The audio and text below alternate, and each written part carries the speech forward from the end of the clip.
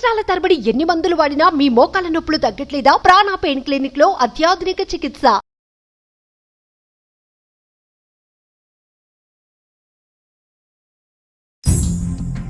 నమస్కారం, నేను గీతాంజలి. లలితా సహస్రనామం పట్ల మనకున్నటువంటి సందేహాలను నివృత్తి చేయడానికి ఇవాళ కార్యక్రమంలో మనతో పాటు ఉన్నారు ప్రముఖ ఆధ్యాత్మికవేత్త డాక్టర్ అనంతలక్ష్మి గారు. అమ్మ నమస్కారం అండి. అమ్మా, ఎన్నో సందేహాలు మన నిత్య జీవితంలో మనం చూస్తూనే ఉంటాం. అయితే నిత్యం చేసేటువంటి దీపారాధన గురించి కొంతమంది కొన్ని ప్రశ్నలు అడిగారు కామెంట్స్ రూపంలో. అందులో ఇది అనంతలక్ష్మి గారిని అడగండి, మేము నివృత్తి చేసుకోవాలనుకుంటున్నాం ఈ సందేహాలను అడిగినవి మీ ముందు ఉంచుతున్నాను. ప్రతినిత్యం చేసేటువంటి దీపారాధన అసలు ఏ విధంగా చేయాలి? దీపం అసలు దేవుడి ముందు ఎందుకు పెట్టాలి? మహిళలే దీపారాధన చేయాలా, పురుషులు కూడా చేయాలా? ఇలా ఎన్నో సందేహాలు ఉన్నాయి. వీటికి మీ సమాధానం? అమ్మా, పూజలో చాలా ప్రధానమైనటువంటిది దీపం పెట్టడం. మనం మామూలుగా అగరొత్తులు వెలిగించామనుకోండి, ధూపమాఘ్రాపయామి అంటాం. పూలు వేస్తే పుష్పం సమర్పయామి అంటాం. ఒక దీపాన్ని ఏమంటున్నాం? దీప ఆరాధన అంటున్నాం. దీపాన్ని కూడా ఆరాధిస్తాం. ముందు దీపం వెలిగిస్తేనే పూజ అయినట్టు. అంటే ఆత్మజ్యోతికి ప్రతీకగా ఒక జ్యోతిని అక్కడ పెట్టుకుని భగవంతుణ్ణి జ్యోతి రూపంగా ఆరాధించటం తప్పనిసరిగా చెయ్యాలి. మీరు స్త్రీలే చెయ్యాలా అని అడిగారు. ఇది ఈ కాలంలో చాలామందికి వస్తూ ఉన్న సందేహం. కానీ వాస్తవంగా ఇంట్లో పూజ చేయవలసినటువంటిది పురుషుడమ్మ. ఇంటి యజమాని ఎవరైతే వాళ్ళు పూజ చేస్తే ఇంటిల్లిపాదికి వస్తుంది. ఆడవాళ్ళు చేస్తే వాళ్ళకు వస్తుందండి, భర్తకి పిల్లలకి రాదు.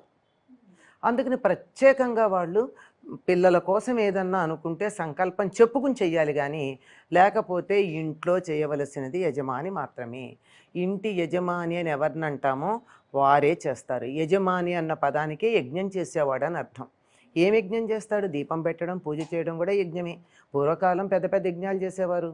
పెద్ద యజ్ఞాలు కాకపోయినా చిన్న యజ్ఞాలు ప్రతిదీ కూడా యజ్ఞార్థక్రియగా చేసేటటువంటి, యజ్ఞానికి ప్రతీకగా చేసేటటువంటి పూజ కూడా పురుషుడే చేయవలెను. అది చెయ్యకపోతే, వాళ్ళు చేయకపోతే, ఎవరూ చేయకపోతే తర్వాత తరాల వాళ్ళకి ఎట్లా తెలుస్తుంది ఇంట్లో శుభం ఎట్లా జరుగుతుంది అని చెప్పి ఎవరో ఒకళ్ళు చెయ్యాలి. గనక ఆడవాళ్ళు చేస్తూ ఉన్నారు. ఇంటిల్లిపాదికి మంచి జరగాలంటే తప్పనిసరిగా ఇంట్లో పెద్దవాళ్ళు ఎవరున్నారో మగవాళ్ళు వాళ్ళు చెయ్యాలి. లేని పక్షంలో మిగిలిన వాళ్ళు చేస్తారు. ఇది ఎవరు చెయ్యాలి అన్న దానికి సమాధానం. దీపం ఎలా పెట్టాలి దీని గురించి కొన్ని వందల సార్లు చెప్పినా అనేకమైనటువంటి ఇతరమైన ఆగమాలు కానీ అనేక రకాలైన ఇతరమైనటువంటి పూజా విధానాలు కొన్ని ఉన్నాయి. తాంత్రిక పూజా విధానాలు.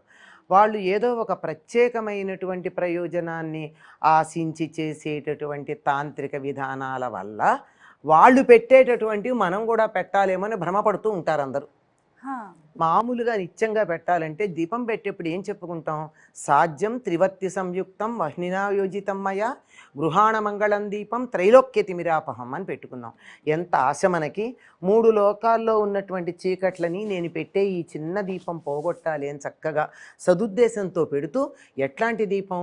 3 ఒత్తులతో కలిసి ఉన్నటువంటిది. 3 ఒత్తులతో కలిసినది. విడివిడి ఒత్తులు 3 కాదు, 3 పోగులు ఉన్న ఒకే వత్తి. త్రివర్తి సంయుక్తం, వాటితో ఉన్నటువంటిది. అందులో నూనె ఉంటుంది. నేను వెలిగించాను. వహ్నినా యోజితం మయ, అగ్నితో నా చేత వెలిగించబడినటువంటిది ముల్లోకాల చీకట్లను పోగొడుతుంది. అందుకే సంప్రదాయం తెలిసినటువంటి పెద్దలు ఎవరైనా 3 పోగులు ఉన్న ఒత్తే వాడతారు. లేదా 3 బొడ్డు ఒత్తి చేస్తే కూడా 3 కలిపి ఒకటి చేసి మధ్యలో పెడతారు. కాకపోతే 2 వేసే సంప్రదాయం ఉంది. శాస్త్రానికి సంప్రదాయానికి కొంచెం తేడా ఉంది. 2 ఎందుకు వేస్తారంటే, ఒక ఒత్తి అశుభ సమయంలో వేస్తారు, అందుకని దానికి సూచనగా ఉంటుంది కదా అని చెప్పి 2 ఒత్తులు వేస్తారు. సాధారణంగా మనం చూసేది 2 ఒత్తులు వేస్తాం. 2 ఒత్తులు వేసి నూనె వేసి చక్కగా దీపం వెలిగించి, దీపానికి కుంకుమ పెట్టవలెను. కనీసం గంధము, అక్షతలు, కుంకుమ పెట్టి దీపం దగ్గర కూడా పువ్వు పెడతారు. సాధారణంగా మనం బయట చూస్తూ ఉంటాం. చక్కగా దీప ప్రజ్వలన అంటారు. దీప ప్రజ్వలన చేస్తారు, కొవ్వొత్తితో దీపం వెలిగిస్తారు, యువతలకు వచ్చేస్తారు. కార్యక్రమాలు తప్పు. కొవ్వొత్తితో వెలిగించకూడదు. కొవ్వు పనికిరాదు కదా. అయ్యాక అక్కడ ఇంత పెద్ద కుందే అన్నీ పెడతారు అందంగా, కుంకం పెట్టరు. కుంకుమ పెట్టకపోతే ఏ సందర్భంలో వెలిగించినట్టు దీపం? కనీసం ఈ ఆలోచన ఉండాలి. కనుక ఇంట్లో అయినా ఎక్కడైనా శుభానికి దీపం వెలిగిస్తే వెలిగించిన తర్వాత కుంకుమ పెట్టి వీలైతే ఒక పువ్వు పెట్టండి, లేకపోయినా పర్వాలేదు, ఒక అక్షత వేసినా చాలు. అక్షతలు లేకపోయినా కనీసం కుంకుమ పెట్టాలి.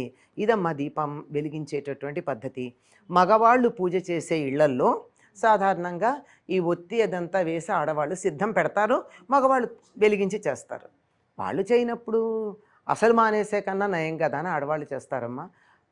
పూర్తి ఫలితం కావాలంటే ఇంట్లో మగవాళ్ళు పూజ చేయాలి, అందులో భాగంగా దీపం వాళ్ళే వెలిగించాలి. ప్రత్యేకమైన పూజా కార్యక్రమాలు ఉన్నప్పుడు, వ్రతాలు ఏమన్నా ఉన్నప్పుడు, ఉదాహరణకు వినాయక చవితి కావచ్చు, ఇలాంటప్పుడు మగవారు చేయాలి, మిగతా సమయాల్లో ఆడవారు చేస్తే సరిపోతుంది అనే ఒక భావన చాలా మందిలో ఉంది.